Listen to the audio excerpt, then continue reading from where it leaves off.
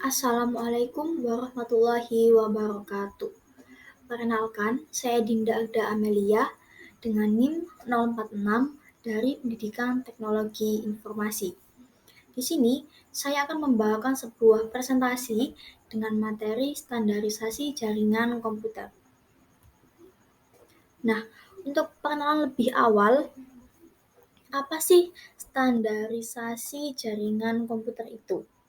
Nah, standarisasi jaringan komputer merupakan sebuah aturan atau ketentuan yang diharuskan untuk dipatuhi oleh setiap brand atau setiap merek. Nah, standarisasi ini bisa disebut juga sebagai aturan main untuk jaringan komputer. Untuk salah satu contohnya yaitu saat kita membuat kabel LAN. Nah, dalam proses pembuatan kabel itu ada dua standarisasi, yaitu TIA atau EIE 568A dan TIA atau EIA dengan 568B. Selanjutnya, macam-macam standarisasi jaringan. Yang pertama ada ISO, yaitu International Organization for Standardization,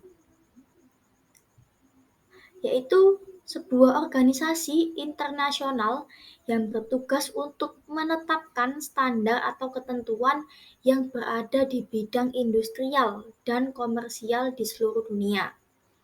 Yang kedua ada TIA, yaitu singkatan dari Telecommunication Industry Association, merupakan sebuah organisasi yang bekerja sama dengan Electronical Industry Association atau EIA.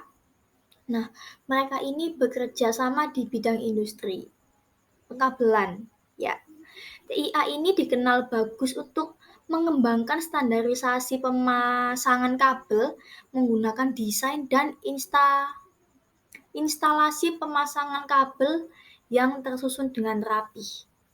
Selanjutnya ada IEEE atau Institute of Electrical and Electronic Engineers, merupakan sebuah organisasi internasional yang bertujuan mengembangkan teknologi untuk meningkatkan derajat kemanusiaan. Nah, contohnya di bidang jaringan komputer yaitu ada IEEE 8023 untuk Ethernet melewati akses LAN. IEEE 80211 untuk wireless dengan akses LAN, Wi-Fi, dan IEEE 80216 untuk wireless dengan akses WAN.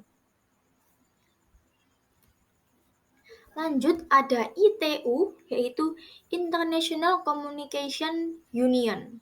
Nah, ITU ini merupakan organisasi yang bertujuan untuk mengatasi sebuah masalah telekomunikasi internasional. PBB atau Perserikatan Bangsa-Bangsa menugaskan ITUR atau International Communication Union Radio Communication Sector untuk mengatur penggunaan frekuensi radio secara global. Lalu yang kelima ada IETF, yaitu Internet Engineering Task Force atau IETF merupakan sebuah organisasi yang mempunyai wewenang untuk mengatur dan membuat protokol-protokol standar jaringan internet. Nah, IETF ini merupakan sebuah organisasi yang membuat protokol TCP atau IP, yaitu Transmission Control Protocol atau Internet Protocol. Nah, di sini ada model ISO layer. ISO layer ini memiliki 7 layer, di mana ada physical layer, data link layer, network, transport, session, presentation, dan application. Ini kalau dibacanya mulai dari bawah ya. Dari yang paling bawah, yang paling dasar, hingga ke yang paling atas. Nah, Di sini ada fungsi dan contoh dari setiap layernya. Yang pertama ada physical layer, mengirimkan data melalui media transmisi. Contohnya ada hub, MIC, dan kabel. Selanjutnya ada data link, menambahkan MAC address pada paket. Contohnya switch. Lalu ada network, menambahkan alamat jaringan pada paket. Contohnya ada router, layer 3 switch. Di atasnya lagi ada transport, mengatur load control, acknowledgement, dan mengirim ulang data jika diperlukan. Contohnya TCP dan UDP. Lalu di layer kelima ada session, yaitu fungsinya untuk membentuk koneksi, kemudian memutuskannya ketika seluruh data telah terkirim. Di atasnya lagi ada presentation, yaitu berfungsi sebagai memformat data sehingga dapat dikenali oleh penerima. Contohnya JPG, GIF, HTTPS, SSL, dan TLS. Nah, lalu di layer paling atas ada application dengan fungsinya menunjang aplikasi untuk berkomunikasi melalui jaringan. Contohnya ada SMTP. Nah, mungkin ada yang belum tahu tentang OC model ini. Nah, OC ini adalah Open System Interconnect Model, yaitu sebuah model jaringan yang dikembangkan secara resmi oleh International Standard Organization untuk melakukan sebuah standarisasi proses pembentukan jaringan yang sebelumnya dimiliki oleh masing-masing vendor pembuat jaringan komputer. Nah, di sini ada salah satu lagi fungsi di setiap layernya. Di layer pertama, physical layer, mendefinisikan media transmisi jaringan. Di atasnya ada data link, menentukan bit-bit data, dikelompokkan ke dalam sebuah frame. Atasnya lagi ada network layer, sama mendefinisikan alamat IP. Lalu layer keempat ada transport layer, memecah data ke dalam paket-paket. Di atasnya lagi ada session layer, mendefinisikan koneksi dipelihara. Lalu atasnya lagi ada presentation, mentranslasikan data kemudian ditransmisikan oleh aplikasi.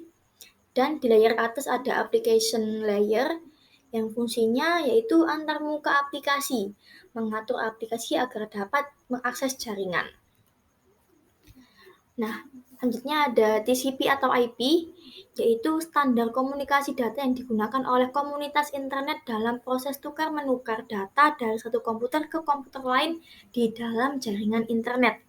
Protokol ini tidak penting, protokol ini tidak dapat berdiri sendiri karena memang protokol ini sudah berupa kumpulan protokol.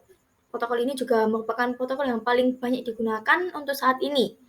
Data tersebut diimplementasikan dalam sebuah perangkat lunak atau software di sistem operasi. Istilah yang diberikan kepada perangkat ini adalah TCP atau IP stack.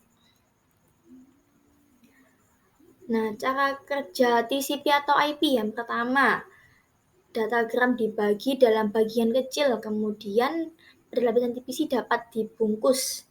Datagram yang dibungkus dengan header, kemudian dikirim pada lapisan IP, dan pada lapisan IP, datagram juga diberikan header. Dan IP mengarah ke datagram menuju ke tujuannya. Komputer penerima melakukan perhitungan, jika tidak cocok, maka datagram dikirimkan kembali. Selanjutnya ada UDP, User Datagram Protocol. Nah, UDP ini merupakan salah satu protokol yang menjadi lapisan transport TCP atau IP sehingga mendukung atau memungkinkan terjadinya komunikasi yang tidak andal atau unreliable. Nah, tanpa adanya koneksi antar host jaringan yang menggunakan TCP atau IP. Protokol jenis ini didefinisikan dalam RFC 768. Melalui UDP, aplikasi maupun software dapat mengirimkan pesan kepada komputer lain di dalam jaringan lain tanpa perlu melakukan komunikasi lebih awal terlebih dahulu. UDP menerapkan sebuah komunikasi secara sederhana dengan mekanisme yang minimalis dan terdapat proses checksum guna memproteksi integrasi sebuah data. Sekian untuk materi standarisasi jaringan komputer dari saya. Untuk yang lebihnya saya mohon maaf. Saya akhiri. Wassalamualaikum warahmatullahi wabarakatuh.